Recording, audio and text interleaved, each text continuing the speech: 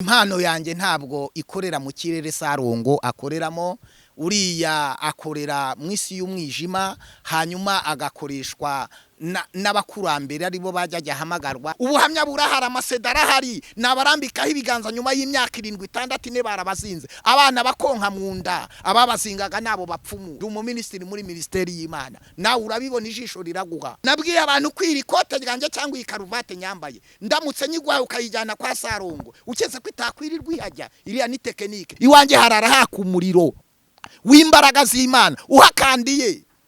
Nta nubwo umuntu yapfa kunyiba cyenyeje ntibikunda, ariko reka nturi ndirimba bari kumvuga no kunzebye, benye kusema batasema batacoka. None se niba nambara neza bikaba induru baba bazi ko niteguye kuzambara ikamba ryo mu ijuru n'amazahabu ngeze mu bwami bwo mu ijuru. Ibyo bango singira inzu mu mujyi wa Kigali nibiririre n'urubyaro rwabo.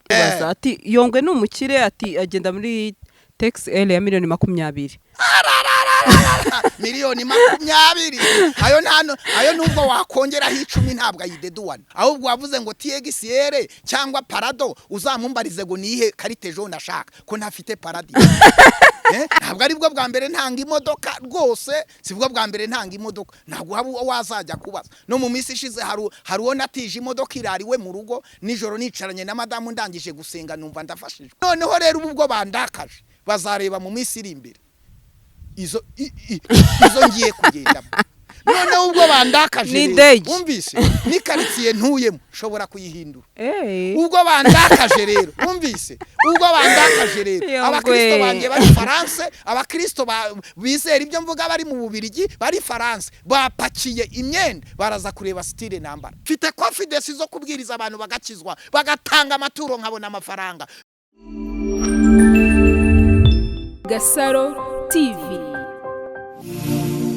Bakunzi ba Gasaro TV, tubahaye ikaze mumerereye impande n'impande, ndetse tunabashimira mwese mwakoze subscribe nawe utarayikora ubona ibiganiro byacu bigushimisha. N'umwanya mwiza ngo ukande kuri ako kazogera k'umutuku kari hejuru yawe. Ndabasuje cyane rero abari mu ntara enye z'u Rwanda, umujyi wa Kigali, abari Belgique, abari Finland, abari Italy, abari muri Suisse, abari muri Hollande ndetse na Australia. Nukuri ndabasuhuje cyane, nongeraho abantu bari muri Canada na Leta Zunze Ubumwe za Amerika, abari muri Cape Verde ndetse n'abanyamurenge b'inshuti zanjye. Nukuri ntago nakibagirwa no muri East Africa. Nanjye ndabakunda cyane, comment zanyu ndazibona. Umunsi yo turi kumwe n'umugabo, nta mugabo bavuga nubwo benshi muramuzi henshi hatandukanye cyose kuri social media, ariko n'ubwa mbere akoranye natwe agiye gutangira twibwira. Ni Apotre Joseph Yongwe, hanyuma nkaba mbwira abantu ngo ayidigire imini dig. Si ayidigire imini dig byakugezeho. Aho kano nta muntu utarakabonye se hari wora. Biravuga ngo kwizera ni nonaha, gukira ni nonaha, no gutanga ituro ry'ukubo hose ni nonaha. Yego, ntabwo Imana ikorera muri nzaguha inzu, nzaguha imodoka, nzaguha ibi, nzakugirira neza. Iyo yavuze biba byabaye. Ubundi iyo yavuze ukizera uba wakiriye icyo Imana yavuze. Amen. Utangira kukigenderamo. Yavuze umugisha utaraza tutangira kwatura ko tuwufite. Yego, none ubu tuwicayemo. Nukuri. Hanyuma izina njyewe irya yintera amatsiko, nari nsanzwe nkuzi. Izina Yongwe ryavuye hehe? Yongwe ni ijambo ryo mu Kirundi bisobanura umwumba turura, umwe bita gitamisi. Narihimbwe n'abantu kuko dutuye hafi ni Burundi, hafi n'umupaka. Narihimbwe n'abantu ro kuko babonaga ibintu nakoraga. Natangiye kunkura umugi ndi umwana mutoya, nkwakore nkakanyanga nk'ibi bintu bitandukanye, nkagira amahane. Abantu barandi bati wowe urarura nka gitamisi, banyita Yongwe. Yego, Yongwe rimpama gutyo. Ni nayo mpamvu rero ibintu byose nzatunga ku isi bikomeye, amakampani ibintu bikomeye, njyambwira abantu ko nzabyita Yongwe. Byatumye Yongwe natangiye gufungwa mfite imyaka 12, ndakubitwa njya ahantu mba mu muhanda kurwabayanga i Butare, ndahavanza mu mujyi wa Kigali, ndatekinika Niba nkora ibintu, umujyi uramenya ko ndi Yongwe. Imikwabu nta wansigaga. Nabaye muri container iremera iminsi 19, banjyanye igitagata mu bikamyo byatwaraga abantu basa nabi mu mujyi, bantwaye Iwawa, nasimbukaga ibikamyo, nararaga mu Rubingo, nararaga mu Bihuru. Umujyi abantu bavaga mu mujyi nkararanamo n'abapolisi, n'imbwa zimwe zirara zihunahuna. ubuhamya bwanjye rero butangirira munsi y'isoko rya Nyarugenge kuri puberi zahabaga niho Imana yankuye nakira Yesu nagiye kwiba mu gakinjiro mu gasengero kahabaga habagamo amateraniro abantu bakagundana kuba gasengero kari kabe iteraniro ryasohoka nkajya nsopa abantu mu mifuka no mu mashakoshe mfungura n'imodoka n'ibi bintu basize mu modoka nakira agakiza rero ndakizwa mu gihe cy'amezi 3 mbatizwa mu mwuka wera ntangira guhanura no kwirukana abadayimoni isi irahurura mu minsi mike mba nazamutse mbaye umuyobozi w'icyumba wa korari mu minsi mike mbaye umuyobozi w'icyumba mu minsi mike ububyutse burabaye mpuzamahanga mu minsi mike isi n'amahanga birahurura ntangira gusengera abarwayi maze kwiyubaka nayo baraga icyumba gikomeye cyane abantu bararaga mu nsengero ibitangaza biba Imana yatangiye kunkoresha 2003 2002 nasengaga amasengesho akomeye Imana irankoresha ndamenyekana ku isi yuko hari umuntu Imana ikoresha witwa Yongwe nakira abarundi nakira abagande nakira abanyaburayi nakira abanyamerika abantu batega indege baza amasengero ariko nari nkenye cyane mfite ibibazo kugeza ubwo Imana yanzamuye hanyuma numva ishyaka n'umuhamagaro na confidence zo kujya gutangira itorero Horebuhori Church ndahaguruka ndagenda indurira vuga ntabwo nari nasambanye ntabwo nari nanyweye inzoga sinari shonje Imana ari maze kumpa urupangu ndahaguruka rongya gutangira amatorero ya Horebuhori Church nkaba ndi umushumba w'amatorero ya Horebuhori Church ndi umugabo ufite abana batanu mukuru yujuje imyaka 16 urumva ndi umuntu wo kubahwa ndengeje imyaka 30 iyo umuntu yujuje imyaka 30 mu Isiraheli yemererwaga no kubwiriza akahagarara hera cyane akavuga Imana yego nguwo Yongwe mwicaranye nayidigira imini gukira ni none kubohoka ni none no gutanga ituro ryo gushima kuko agasaro mwakiriye umuhanuzi nabyo ni none Haleluya. Hanyuma Yongwe njewe ndabimenyere nabyumvishijeho ariko hari umuntu wagize uruhare mu gukizwa kwawe ni wo wagize uruhare mu gukizwa kwanje ni Yesu Kristo wampaye agakiza ariko by'umwihariko nabwirijwe n'umupasitoro witwa Ngamije Viatori niwe wambwirije yo muri ADPR no mu minsi mike mperutse kujya kumusura nk'umubyeyi mfata abana n'umugore hanyuma turamutura mu rugo turagenda turapfukama tutitaye yuko ndi aposo cyangwa se ko Imana yanzamuye mu cyane ndagenda njya gusanga umubyeyi wanjye ndapfukama n'umugore n'abana ntituje kugusaba umugisha mubyeyi habwa umugisha pasiteri Ngamije Viatori wambwirije ubutumwa ariko hari n'abandi ba pasitoro bagize uruhare mukundera nko mu muhamagaro wanjye wo yarambwirije ariko yabaga mu ntara hanyuma nderwa n'umupasitoro witwa Edison no muri ADPR nderwa n'abapasitoro witwa Pasiteri Buduwe witwa Elize hanyuma usabye Imana Samuel wayaye umushumba wa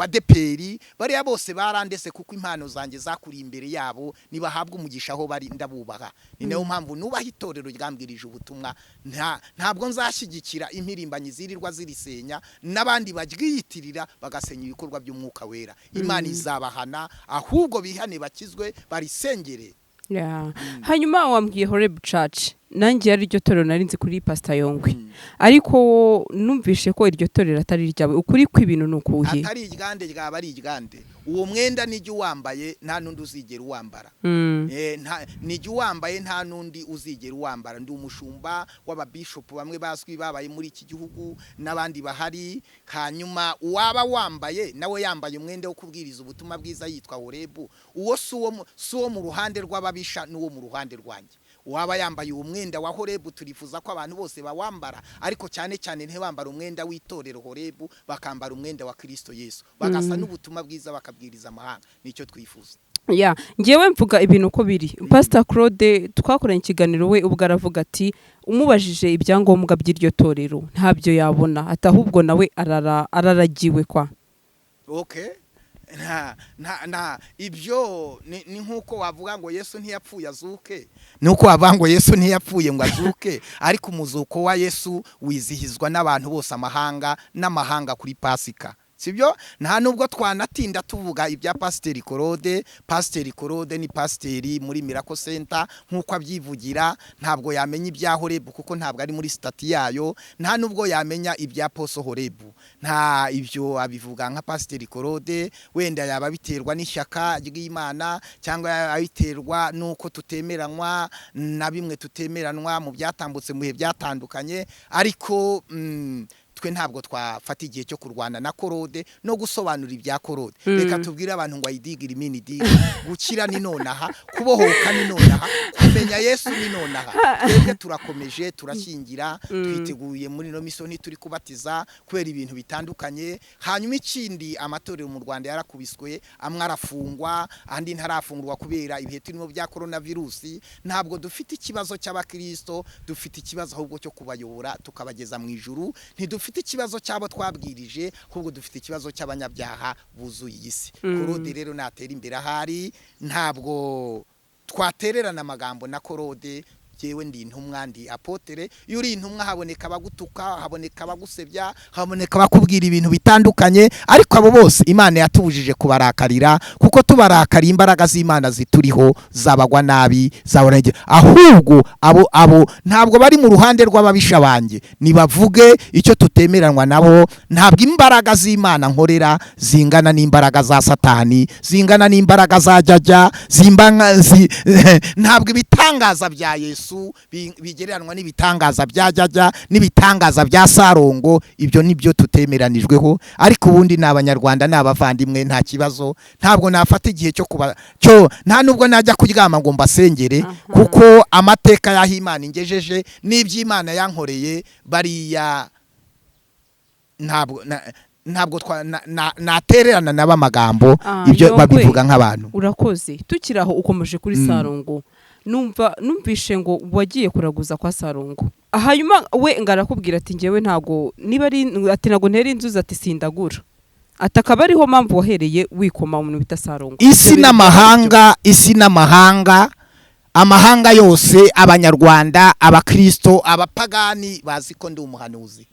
Mfite ibintu nahanuye birasohora, mfite nabo nahanuriye birasohora. Nibyo nza guhanura ku Gasaro muzabibona. Umwuka wera naza akambira ngo hanura.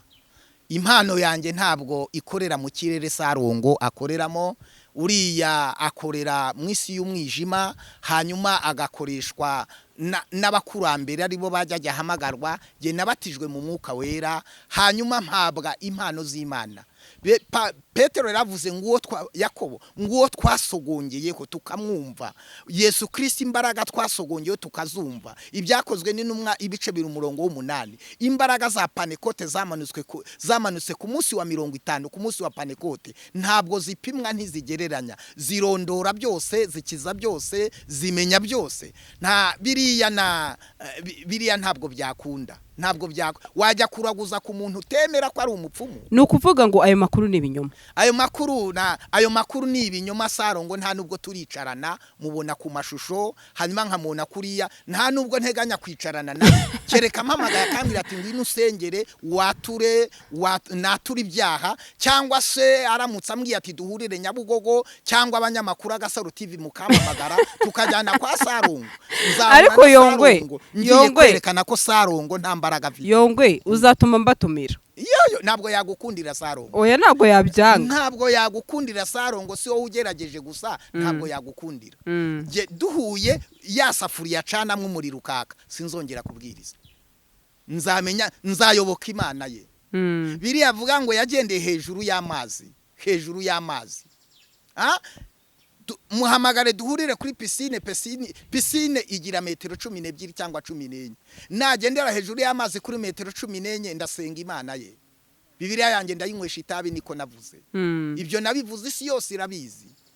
Muhamagare atere ku rutaro hasi, naguruka metero 2 ndizeri zira n'imbaraga za kamera n'imbaraga z'ishusho. None se Yongwe nawe uri Apotre, ariko ari ikintu wenda tutumvikanaho. Aho wavuze ati Salongo ntiyangira mu modoka, nimba ko kuri Apotre wa muntu w'umunyabyaha ufata umunyabyaha twese n'intungane bwira 17, kubera icyo udashobora gutuma yica mu modoka ahubwo ukamusengera cyangwa ukamereka ko iyo nzira arimo atariyo. Ukeretse kutarwara abadayimoni uri umukozi w'Imana, ndi kubona ko uri umukozi w'Imana.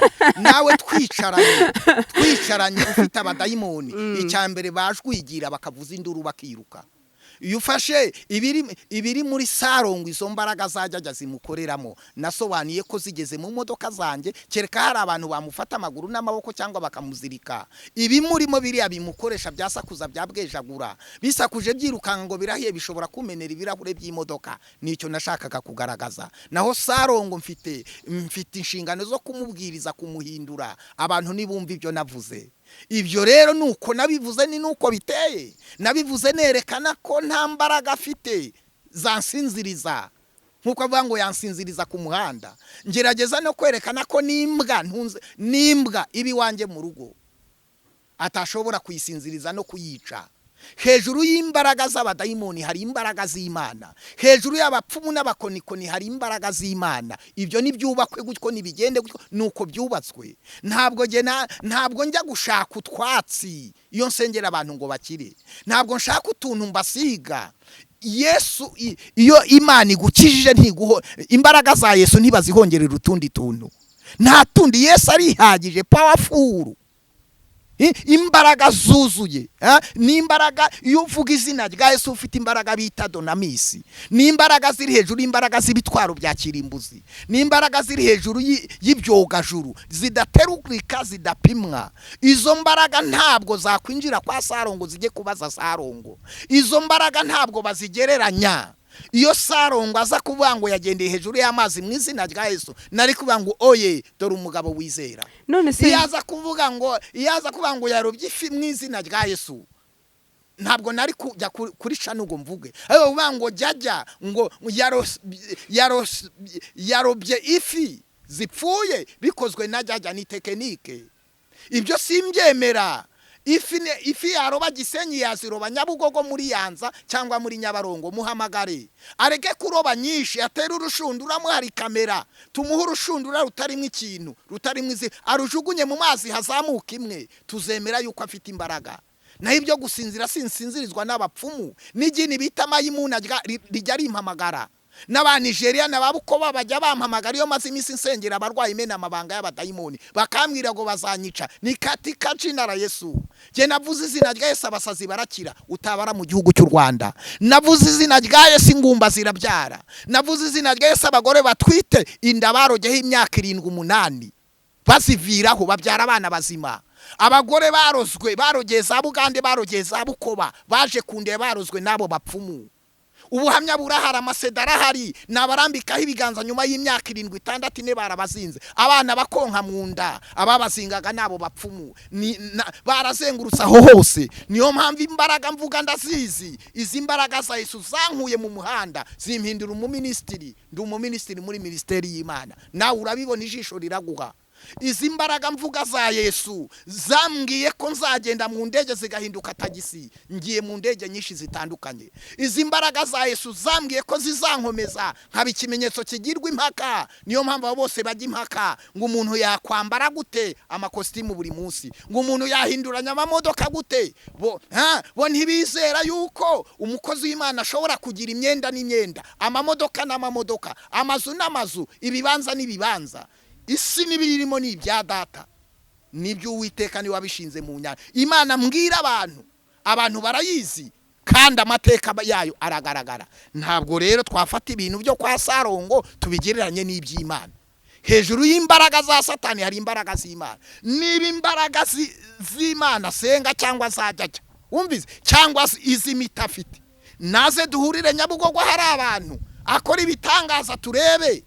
Hanyuma nirukanka abantu bari Nyabugogo bamvugiriza induru, cyangwa niyohereze jya gisinzirize. Ntabwo ari impuhwe jya yangiriye, ni impuhwe se, ntabwo ari impuhwe. Nabwiye abantu kwira ikote ryanjye cyangwa iyi karuvate nyambaye, ndamutse nyigwaye ukayijyana kwa Salongo ukeze ko itakwirirwa ihajya. Iriya ni tekinike. Umupfumu ntarobesha ipfu zifiye. Umupfu arakuboneye, umupfu uriya ntabwo yakwinjira iwanjye mu rugo rw'umukozi w'Imana wamenye Yesu neza, yaba ari n'umukristo atari pazo. Haba abadayimoni, haba imbaraga z'Imana zirukana imbaraga z'abadayimoni, haba abamarayika bahazengurutse. Iwanjye harara haka umuriro w'imbaraga z'Imana uhakandiye. Nta nubwo umuntu yapfa kunyiba cyenyege ntibikunda. Iyo wuzuye imbaraga z'Imana nta ukwiba, iyo wuzuye imbaraga z'Imana nta ukwikanga. Dawidi yaravuze ngo nzajya ndyama nisegure. Umuntu ushaka kuba ari pastor akavuga ko imbaraga za Salongo zingana n'iza. Tukiri aho ngaho, hari abapasiteri bagenzi bawe bo bavuga ati ariko wemera, bambajije ikibazo ati wemera ko imbaraga za Salongo nazo zishobora kuba ari imbaraga z'Imana? Bo bavuga ko rero we ari imbaraga no z'Imana afite. Imbaraga z'Imana zikorera mu izina rya Yesu rimwe gusa, kuko nta rindi zina twahawe mu isi no mu ijuru abantu bagomba gukirizwamo.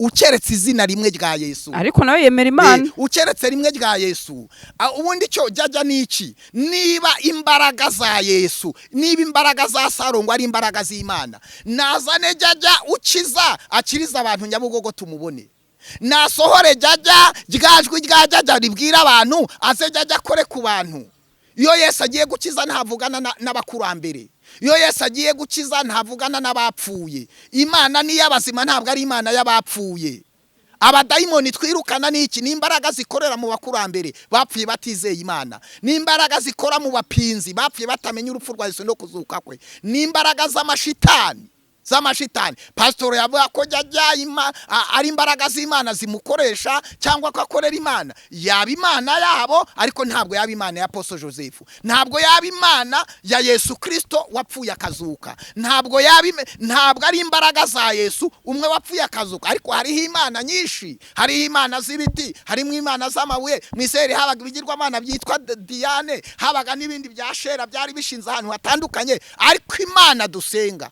amatoro ya Kristo Yesu asenga ntabwo ariyo Mana ya Salongo iyo Mana ntitekenika iyo Mana ntibeshya iyo Mana iyo bayisenga ntabwo inkoko babanza kwica inkoko ngo bamene amaraso ntabwo iyo twagiye kuyisenga dusanga impu zimanitse ku rugo n'ahandi ntabwo babaza jajya ngo jajya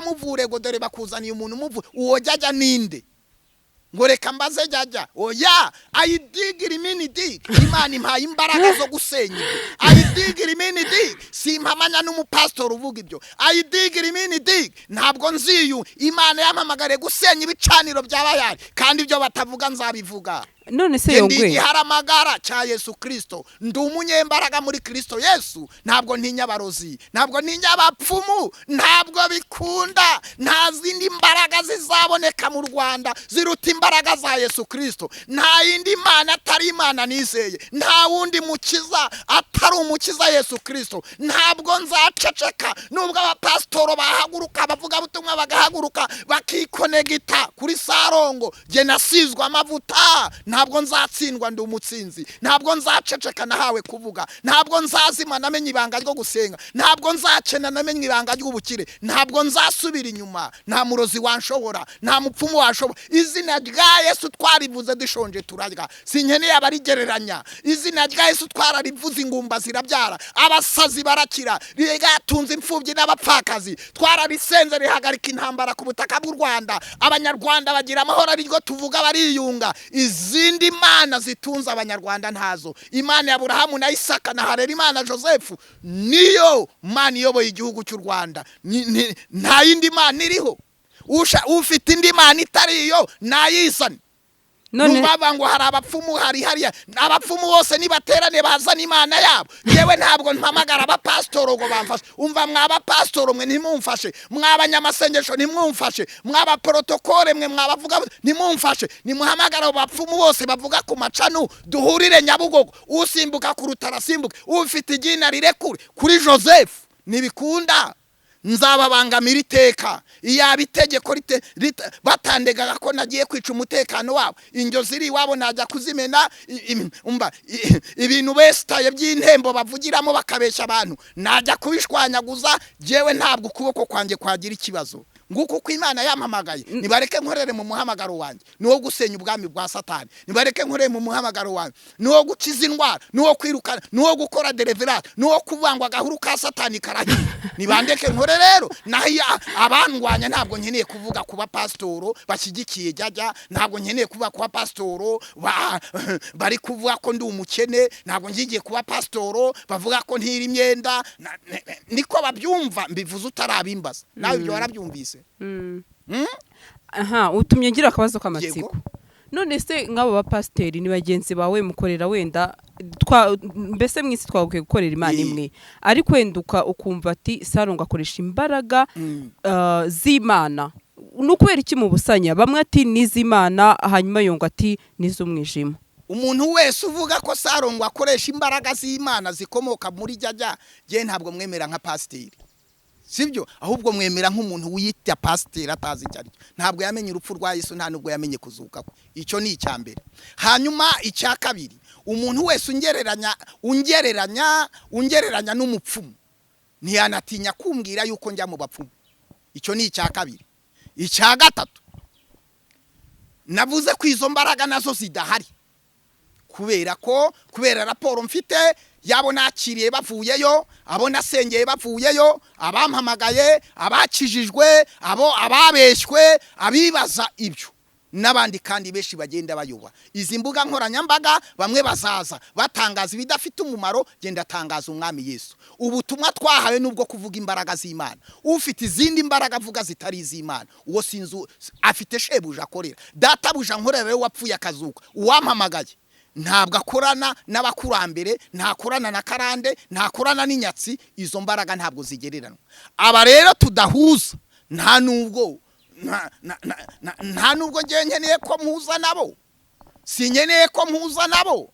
Abishe Yesu ukurikire wumve ni bene wabo, abamushyize mu manza mu basadukayo n'abanyamategeko ni bene wabo. Umunyamavuta, igiti kiriho amavuta inshishi ziragitondagira, inzuki zitara ahari ubuki. Umuntu ashobora kunanirwa kuvuga izina rya Yesu, akumva ko navuga izina rya Yesu abantu rya Joseph abantu bazamwumva ko abantu bazamwumva. Ntabwo rero jewe nkeneye abamvuga, abantu bazamvuga. Ariko reka nturi ndirimba bari kumvuga no kunzebya. Benye kusema batasema batacoka. Ni indirimbo yaririmbwe n'umuhanzi witwa Kamiliyoni, ngo benye kusema batasema, ngo batasema batacoka, ngo bado. None se niba nambara neza bikaba induru, baba bazi ko niteguye kuzambara ikamba ryo mu ijuru n'amazahabu ngeze mu bwami bwo mu ijuru. Niba ngura imodoka ikaba induru, bakansaba ngo ninza n'ibyangombwa by'imodoka, ariko ibyo abantu basaba ibyangombwa by'imodoka ni traffic. Bumvise abandi babinjiye mu nshingano zitari izabo. Noneho umunsi babonye mu kirere indege yitwa Yongwe Air, bakayibona mu kirere ko bazandikaho ibinyuguti binini cyane kugiza gitambuka zira nyuguti zitwa Yongwe Air, bakayibona igiye ibugeze na Yongwe House, bakabona na Yongwe House ibyihorereza Yongwe House izo nashaka ibyapa narara mbishyizeho. Ibyo bango singira inzu mu mujyi wa Kigali nibiririre n'urubyaro rwabo. Ahubwo icyo kintu cyo ngiye kukubaza, ati Yongwe n'umukire, ati agenda muri tax L ya miliyoni 20. Miliyoni 20, ayo nubwo wakongeraho 10 ntabwo ayideduwana muri duwane. Atariko akambara ayo amakositimu. Ayo ideduwana muri duwane, ideduwanwa miliyoni zirenga 30 muri duwane, utarayigura itaraza mu biki. Ibyo rero ntabwo dushaka kuvuga ibyo ngibyo, ahubwo wavuze ngo TXR cyangwa parado, uzamumbarize ngo nihe karite jaune ashaka, ko ntafite paradi.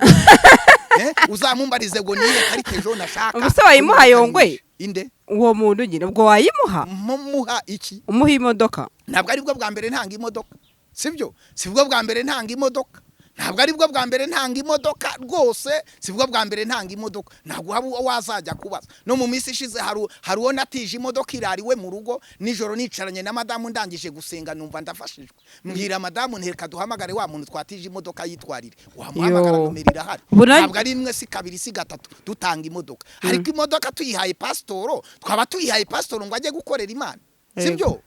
Twagihaye pastor ngo ajye gukorera Imana. Ugomba kubanza kureba gutanga kuzana umugisha, ariko kukazana umugisha iyo wahaye umuntu afite yerekwa ryiza n'ukuboko kwiza ari umunyamugisha. Ari umunyamugisha. Twavuze yuko kugira ngo duhe imodoka umuntu temera amavuta yacu geranye imbaraga za Yesu n'iz'umupfumu, ko twashaka umupasiteri mu ruhengeri tukayimuka. Ariko nawe haracyari ibyiringiro byuko yakwihana agasaba imbabazi tukamufasha, kuko twebwe intumwa ntirakara. Intumwa irakubitwa irafungwa ntirakara. Intumwa ntisebanya. Dushobora ahubwo tubanze turebe neza igikwiriye umuntu ni imodoka cyangwa akwiriye amasengesho, igikwiriye umuntu ni inzu cyangwa akwiriye inyigisho za fundasiyo, akwiye kwiga pastorali. Igikwiriye umuntu ni iki? Kugira ngo tugire ku rwego Imana iduha imodoka tukaba twayiha n'undi, hari ubutayu twanyuze. Ubwo butayu ntitwatukanye, twubahishye abatubanjirije mu murimo. Ubwo butayu twakoreye Imana twambaye ubusa, nzi kugenda na moto, nzi kugenda n'amaguru. n'amaguru, nzi kwiruka nkajya gusengera umuntu, nzi kurya ubusa, nzi no kwiga muri hoteli, nzi gusohoka, nzi no kumara iminsi 40 nifungiranye mu nzu nsenga. Ibyo rero ntabwo ari byo bibanza. Umuntu tumuremera ikimukwiriye. Kugira ngo twimike pastor tugomba kubanza kumurera. Nta mu pastor wimiswe na Apostle Joseph ushobora kuvuga ibintu nka biriya. Turebe iki kirere, ibyo ntitubikeneye. Kandi ikindi Bibiliya ivuga kubaka. Mwubaha babanjirije mu murimo, nubaha abapastor banduta mu muhamagaro, nubaha pastor bambwirije ubutumwa bwiza, natangiye mvuga ko nagiye kubasura no kubatura, ndacyabubaka. Ibyo rero ntabwo tubitindaho. Hari ibintu umuntu azavuga isi nayo yigenzurire. None se ubu urashaka njye kuzana ibyangombwa by'ubutaka n'iby'ibibanza, hanyuma na karite jaune z'imodoka mufotore mwereka abantu? Paula Bibiliya bago nkiri umwana navugaga nk'umwana, ariko maze gukura ntangira gukora ibintu by'abantu bakuru. Ntabwo mperezanta ibyo ntunze, ndaperezanta urupfu rwa Yesu Kristo no kuzuka kwe. Ndabwira abantu ko imbaraga za Yesu ziri hejuru y'abapfumu n'abakonirwe. Kabiri, ndabwira abantu ko Imana yankuye hasi ikanshyira hejuru. Ariko hari impamvu nabwira abantu zishobora kubitera abantu. Niba Yongwe bamuzi agenda n'amaguru, ejo ukabona kuva kuwa mbere kuwa gatandatu ukabona yambaye nka minisitiri yahinduye. Wowe mu gihe utarabigeraho uzumva ko natiye. Nujya kubona ukabona twaye imodoka imwe jarahinduye atwaye indi, ejo uzavuga ati nizo yatiye. Ariko se ko wakodesha imwe, wakodesha buri munsi imodoka. Izo ngendamo rero abo bashobora kuba babivuga ntibamenya naho bazigurira. Noneho wanasanga we ntiwamenya naho bazigurira. Imana yarambwiye kera shonje ngenda n'amaguru 2003 irambira ngo nzaguha imodoka, igihugu kibimenye n'isi bimenye. Noneho rero ubwo bandakaje bazareba mu minsi iri imbere izo ngiye kugendamo. Noneho ubwo bandakaje umvise ni quartier ntuyemo shobora kuyihindura. Ubwo bandakaje rero umvise, ubwo bandakaje rero abakristo banje bari France, abakristo bizera ibyo mvuga bari mu Bubirigi, bari France, bapakiye imyenda baraza kureba style nambara. Egaje mfite abantu banyambika bagahabwa umugisha, nanjye nkigurira. Nanjye nkigurira byagucanga, nawe byagucanga, ntabwo wabitahura. Nagiye gutira ikote 2002 Kimisagara, habaye igiterane cya Kiye na Kahashi cyabaye njyanye na korali metono ye yabaga muri Kiste, twakoze igiterane njya gutira ikote Kimisagara kuntara. Umuhungu wahacururizaga arambwira ati ikote ryanjye ndarikumye iri gusengera abantu bakira, niba ubabaye genda ubwira Imana izaguha ikote. Njya gusenga, njya kubwiriza ahantu. Umunsi umwe nagiye inyuma y'amo Kigali muri ADPR Karama kubwiriza, taro y'inkweto iracika ivaho. Njya kumateraniro urukweto rumwe ntataririho, nkabona abantu barareba cyane, naho nambaye icyo hejuru urukweto rwacitse sinabimenye. Amateraniro ndarangiye, Imana irambira ngo nzaguha inkweto, nimureke nambare muzikamere, ni isezerano ryasohoye. Uwo muhungu arambira ngo ikote ryanjye ndarikwimye. Ndibuka ko yanguriye amata n'amafaranga 2000, arambira ati nta kote nguhaye. Nari nateye ipasi pataro nateraga kuri uteri pataro uri ukayikunguta, ihita itabuka iva hano ikigerera. Imana irambwira guzanya reka inyambike rero. Niba nubona amasezerano y'umuntu yasohoye, gabanya amagambo ahubwo wikonegete kuri nawe yawazasohora. Nubona umuntu Imana yazamuye umuntu mubaze, iryo ni ikosa ryakoze Gahini. Imana yemera igitambo cya Gahini cyaberi, imaze kwemera igitambo cyaberi, aho Gahini yamwaje ati wagenze gute kugira ngo Imana yemera igitambo cyawe? Amukubita umuhini uramwica. Yamwiciye ikintu umwuka w'ishyari. Ahantu nashinze amatorero, nibuka ngiye gutangira amatorero mu Burundi nabwirije ku mateleviziyo no ku maradiyo, umujyi ndawufata, imodoka zirahura, abantu barahurura. Ngiye kubona ndi mu muhanda, ndi mu muhanda, ngiye kubona mbona imodoka imwe patambitse imbere ndi nyuma, baramfata bankura mu modoka banshyira mu yabo, barambwira ngo mfite imbunda. Iyo operation yakozwe n'abapastor bari bangambaniye. Twapfaga yuko abantu babura abantu mu rusengero baje kusenga. Mubwira ikindi gihugu nagiyemo abapastor bakora inama yo kunyica. Abazangwanya n'abantu batamenye imbaraga z'Imana, abazangwanya n'abantu bafite ishyari, abanzi b'umusaraba n'abantu nuko bazamera. Ariko ntabwo jewe nzabarakarira. je ndakariye umuntu nkahaguruka nkajya ku musozi ngasenga ngo Mana uyumuhane nta nubwo mwazongera kumubona nayo mavuta nasizwe nihanganira byose rero mu mbaraga z'Imana ntifuza ko hari uwarimbuka cyangwa ko yagubwa neza. Amen. Bariya nabahungu banje n'abana bakeneye kurerwa nibakora umurimo w'Imana Yesu abashyigikire kandi ahataragenze neza nibahumure bizagenda neza. Imbere yabo ni heza bazakomera bazagera kure turabaturaho amagambo meza tutitaye kuri ariko Yongwe nawe uri pastor pe ariko hari gihe ushobora gusezeranya umuntu ikintu ntukimukorere ati gute hari umupasiteri wemereye imodoka iyo modoka uyemerera ngo kuri kamera ariko birangira ya modoka ryasezerano wamuhaye utayimuhaye kuri kamera. Nta mupasitoro nemereye imodoka kuri kamera. Mfite uwo mupasitoro uvuga ntashaka kuvuga amazina yiwe ntabwo ari ubwo bwa mbere ampamagaye ati wandemeye imodoka. Ariko ikibazo ni kimwe, waremera umuntu imodoka uzikodesha? Waremera umuntu imodoka uzikodesha? Icyo cyerekana ibyo avuga. Ujya gusaba amata hari inka, ntabwo ujya gusaba amata ahatari inka. Impamvu ashaka ko muha imodoka nuko mfite imodoka, sibyo? Ikindi mu muco w'Abanyarwanda uzitegeko nshinga rigenga imitungo ku babyeyi, umurage ku babyeyi rivuga ko iyo ugabiye umwana akagusuzugura yaba ari isambu cyangwa umurima itegeko rikwemerera kumwambura. Niko itegeko ryo mu Rwanda buri sigaye rivuga. Buriya rero none se wahagabira umuntu ibyo tubivuganye hari hashize iminsi 7. Nyuma y'iminsi 7 imodoka yavuye Canada cyangwa yavuye mu Bubiligi iba yasohotse muri douane. None se cyangwa ikindi wagabiye umuntu arakubwira ngo ndaje nze ntware ya modoka cyangwa se nyigutwara cyangwa niba utayimpaye ngiye kugusebya ngiye kukubomora. Ntabwo abakozi b'Imana babomorana. Uzumve mu biganiro mvuga nta nubwo genda ijya mvuga kuri kamera ngo hahiye. Iyo mvugo sinzi aho yavuye. Sindigira mvuga kuri kamera ngo hahiye. Iyo mvugo sinzi aho yavuye. Ngo cyangwa ngiye gutwika. Ibyo sinjya mbivuga. Je mbwiriza ubutumwa ntabwo ntwika. Nta nubwo mbomora. Ibyo bintu rero tubigende neza. Ega uwabivuza afite Imana afite n'umuhamagaro. Sibyo? Niyitonde. Imana izamuha ibiruti ibyo ashaka. Muhanurire. Imana izamuruta ibiruti ibyo ashaka. Ubwo buhamya bwakagombye ntabwo ari we wakagombye kubutanga.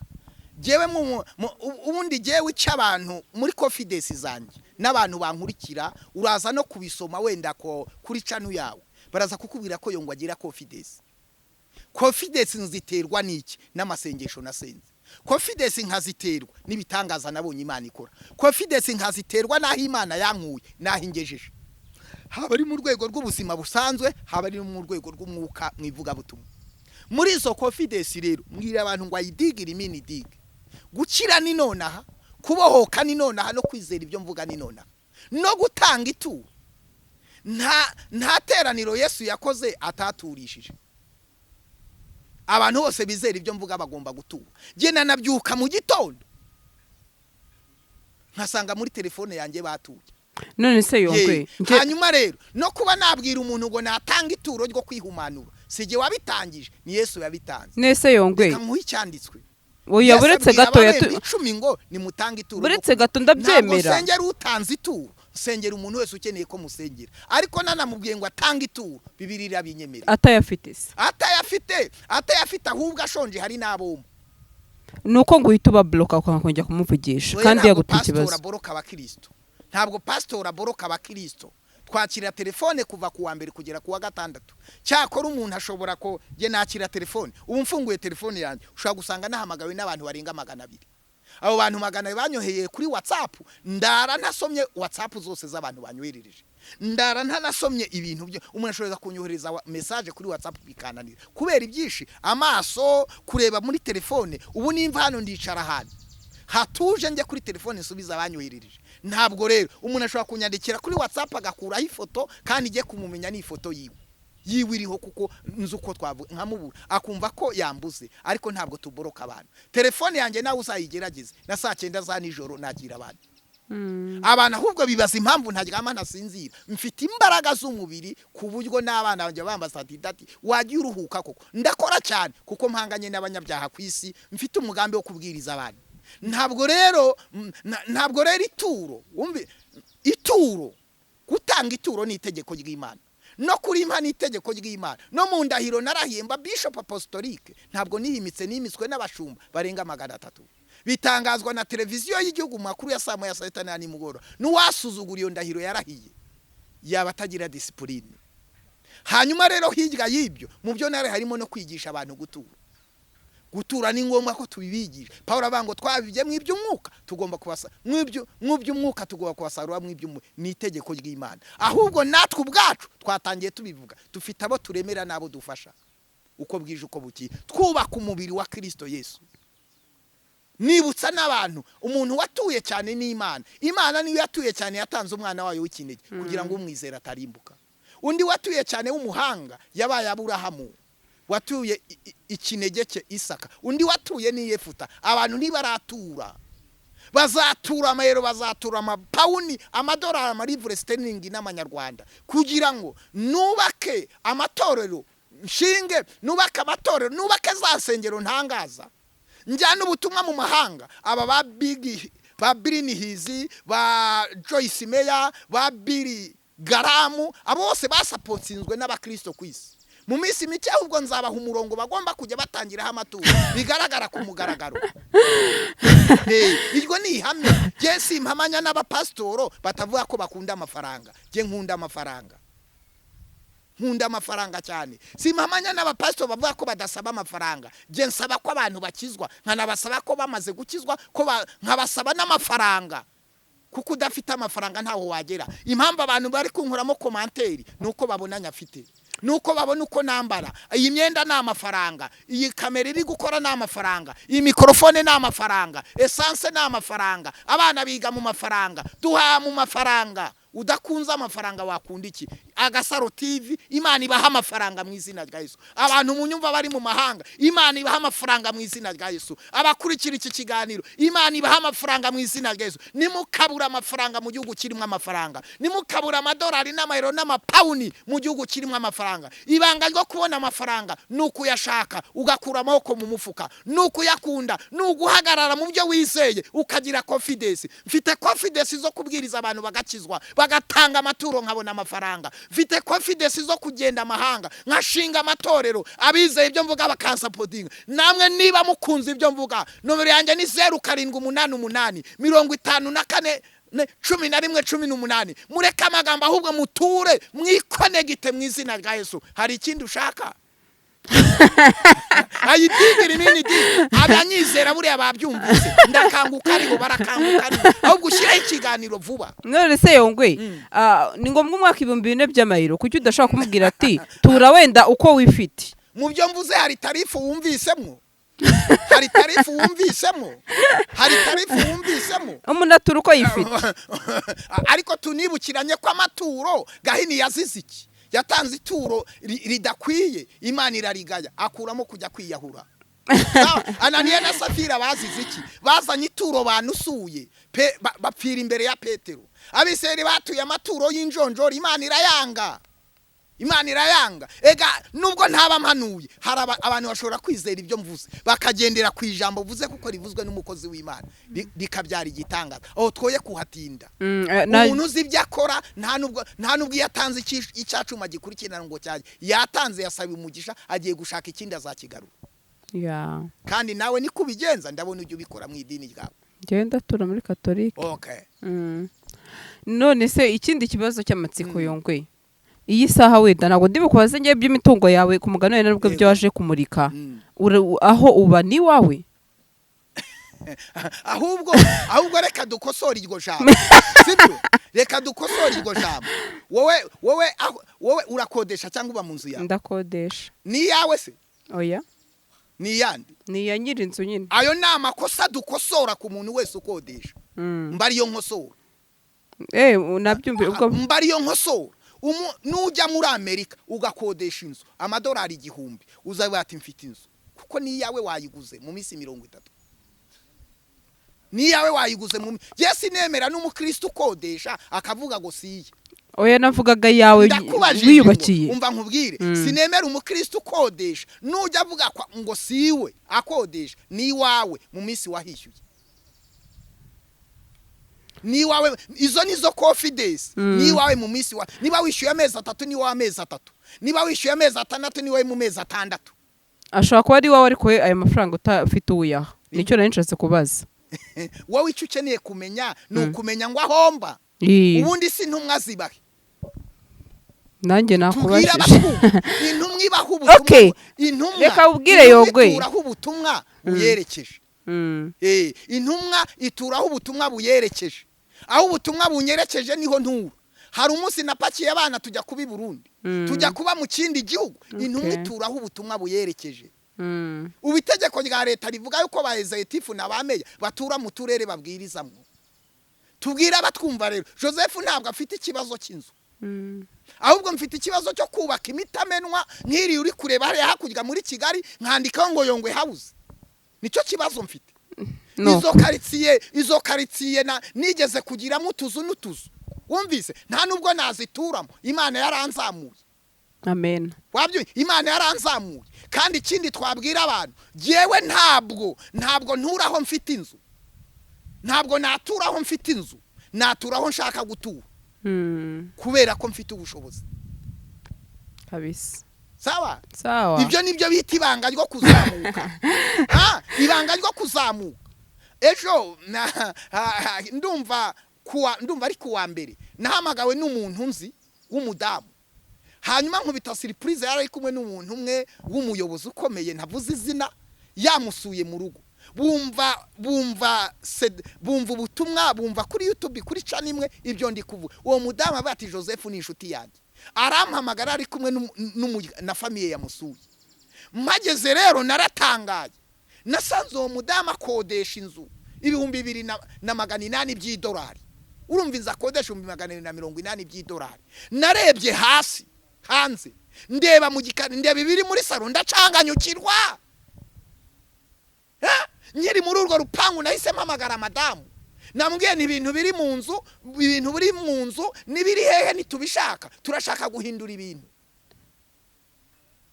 ubwo nibwo buzima buhinduka ntabwo ntuye mu buzima intebe zishaje ngo nzikorere nzongere zimukane no ntabwo mpora nimuka nturaho shaka nta karitsiye iri muri Kigali byananira kuguramo inzu ibi niba byumva babyumva nta karitsiye iri muri Kigali byananira kuguramo inzu kandi ntanyuze muri banke Imana yaranyubatse amena niba mvuga ko Imana yanyubatse none se urashaka ngira inama umunyamakuru njye kuzana ibyangombwa by'inzu njye kuzana ibyangombwa by'ubutaka ngo n'imikorebo n'imodoka ntabwo ndasara nyiri umwana navugaga nk'umwana maze gukura mpinduka umuntu mukuru nibahabwa umugisha babivuze nibatera imbere nibakomere nibikonegita ahubwo nibikonegite bazamuke bazazamuka supermanager yaravuze ngo iyo abantu bari kumuvuga ngo nta musitari ushobora kumenyekana atamuvuze ubwo rero tubabwire gutyo ntabwo twabarakarira ntabwo dufite ikibazo nitugisengera amashuri y'abana amashuri meza ari mu Rwanda nta ryatunanira kwishyura abana ni naho biga imodoka nziza ziri mu gihugu nizo tugendamo nukuri kibi kibazo ngo noro yimbwa ahubwo akantu gakomosho uhita ukanyibutsanisha uko kubaza utararya ngo uhage n'abakozi bahage n'abana bahage n'umuryango uhage ntabwo wabona ibyo uhimbwa imbwa irahenda nyine Yongwe mva ikibazo we ngo wemera ko imbwa ari kurindira umutekano aho kwemera byanditse ese aho kwemera Imana iyo mbwa sazi ingana gutazimeze ega haba imbwa zigiramo hari imbwa zaje mu Rwanda ari komande urabizi yaje ari komande hari imbwa zaje mu Rwanda ari komande zifasha mu bikorwa by'umutekano wabyumvise hari n'imbwa zo ku gasozi zimwe birirwa batera amabuye za mujeri zirya abantu umujyi wa Kigali uri gushakisha kuko zica umutekano hari n'izindi mbwa ubona abazungu bagendana wumvise zizi icyongereza ziganira zikoresha abantu amasiporo umwana wanjye akunda imbwa kuva kera yayibonye arayirukana ati papa ndashaka imbwa imukoresha siporo n'akantu karaho kagasimba Imana umvise kagasimba kibera mu rugo ikaritsiye ntuyemo nta bajura bahaba ntabwo ntura abajura ikaritsiye nturamo ntuyemo ntikenera abazamu barinda imodoka. Ikaritsiye ntuyemo nturamo ntabwo ikenera abazamu, ntabwo bikunda. Ikaritsiye ntuyemo ntabwo ikenera ibyo, kuko ntaho waca wiba. Hari ikaritsiye umuntu afunga agashyiraho iki n'imyenda irara mu rugo, no gufunga inzu si ngombwa, waryamye ntiwajya gufunga, nta mujura uhiba. Ibyo babyita kuzamuka ukizera ukaba mu bikomeye. Bitubona rero twasubiye ku Muhima mu tuzu twahuze dutuye, binatushakira muri ibyo bibazo. Bitubona rero twasubiye hariya, Imana yaratuzamuye. Ahubwo nibikonegite, bahungu banje nimwikonegite, hanyuma muzamuke. Iyo umuntu amvuze aba ari kuzamuka, iyo ari kunsiga. Nawe ngo niba mpamvu bavuze Salongo ngo baramushakagaho hiti ntayo afite. Muri make nabyumvishe. Hanyuma Yongwe, hari umugabo wavuze ko ashaka kukujyana muri Niba kwa mwise igisambo. Wumva ibyo bintu biri bukorohere? None se Niba dutinya Niba kwa ari urwego rw'ubugenzacyaha n'urwego rwe. Navuze ko umucyo utabana n'umwijima. Ntabwo ntukana, sibyo? Ntabwo ntukana. Ibyo ngibyo se hari ikibazo? Ntabwo mfite ikibazo, ni uburenganzira bwiwe. Navuze ko Pstr ibyo navuze niteguye kubisubiramo. Ngo Pstr atabana n'umusiramu, ngo ahubwo bashobora no kubana bakaba banahuza. Nizerere, nta nubwo uri umuyisilamu bagushyingira umukristo, nta shehe wagushyingira umukristo umusigiti. Ntabwo urumva aba bana se? Isilamu ntabwo yagushyingira umukristo, nta haji wagushyingira umukristo, ntabwo imyizerere ibyemera. Nta na pastoro wagushyingira umuyisilamu. Ariko Yongwe, hari abajya bahindura amadini akaba yahindura. Turifuza ko wahinduye idini, nicyo twifuza, nicyo dusenga. Abayisilamu bafite icyifuzo cy'uko abakristo twaba abayisilamu, natwe abakristo dufite icyifuzo cy'uko abayisilamu baba abakristo. Ariko niyo ya myizerere idahura. Ariko twese turi abanyarwanda, turi abanyarwanda, ntabwo turwanyana, nta bindi turwanyana. Ibyo ngibyo nawe ibyo yabivuze nk'uganira, cyangwa se yabivuze mu burakari. Amagambo umuntu avuze yarakaye ntabwo nyaha agaciro, ahubwo mpa agaciro amagambo umuntu avuze ari mu mwuka. Kandi niba ukurikiraho nako narakaye. Hanyuma tugana ku musozi w'ikiganiro, ni ikihe kintu wakibwirira abantu bagukurikiye? Ikintu nabwira abantu bakurikira, kwizera no kumenya ibyingi udashidikanya ko bitazabura kuba. Imana ni iyacu, ntabwo ari iy'abandi. Mu Mana harimo byose. Ni wizera bikeya uzabona bikeya, ni wizera byinshi uzabona byinshi. Iyo ukodesha inzu y'ibihumbi 50, urarwana ukayishyura bikugoye. Nunizera, ni wizera ukavuga ngo ngiye kumena amabuye nubaka icyumba na salo, uzayuzuza. Izere byinshi mu Mana. Iyo wakire Kristo neza, uba wakiriye isoko y'imigisha yose. Yesu mwakiriye, ntabwo bizasaba ko mujya mu bapfumu, ntabwo muzasaba ko musenga izindi mana. Mu mbaraga za Yesu harimo imigisha yose. Nabibutsa ko muri Kristo Yesu, mbere yo kugera kuri iyo migisha, umuntu agomba kwizera Kristo nk'umwami n'umukiza, agapfa agahambwa, agapfana na Yesu, akazukana nawe, akabatizwa mu mazi menshi, akikonegita. Nakwibutsa Kristo ko muri bihe turimo by'iki cyorezo cya korona na virusi, kidakwiriye kuba umwanya abakristo bagomba kurangara ngo bagwe bareke Imana. No muri ibi bihe bibi, Imana iri gutanga umugisha, iri gusoza amasezerano y'abizera. Amen. Nomero ni 0788 54 11 18. Mu mbaraga z'amaraso Yesu Kristo turasenze kugira ngo umuntu wese uzumva iki kiganiro azikonegite muri Kristo Yesu, apfane nawe azukane nawe, yakira imigisha ibonerwa muri Kristo Yesu. Dusengeye abantu bose bazumva ubutumwa buzaba bwo kuhubaka. Ntabwo turango tujye mu mpaka, tuvuga imbaraga za Yesu ziri hejuru y'imbaraga z'abapfumu n'abakonikoni. Abigereranya na Yesu turabasengeye kugira ngo bakire, bamenye Imana data wa twese, se w'umwami wacu Yesu Kristo, kandi bakire Yesu Kristo nk'umwami n'umukiza. Iri sengesho riborwe n'imbaraga z'Imana ku muntu wese ufite ibyamunaniye, urwaye, uwamugaye, ufite intambara, uwabuze urubyaro, ufite intambara zitandukanye, gukira ni nonaha, kubohoka ni nonaha, kwinjira mu masezerano y'iby'Imana, y'ibyo bakeneye mu Mana ni nonaha. Yesu ntabwo agendana agatebo k'ibyifuzo, agendana igitebo kirimo ibisubizo. Yesu akore mu nkangara yiwe, abahereze mu izina rya Yesu. Ntabwo nikorera imitwaro, ahubwo ntegeka ibyo mwasengeye bikanga, ibyo mwagerageje bikanga. Kubitegeka ni nonaha, kwirukana inyatsi n'akarande n'imivumo n'imitongero ni nonaha. Imbaraga z'Imana zibane namwe mu izina rya Yesu Kristo. Amen.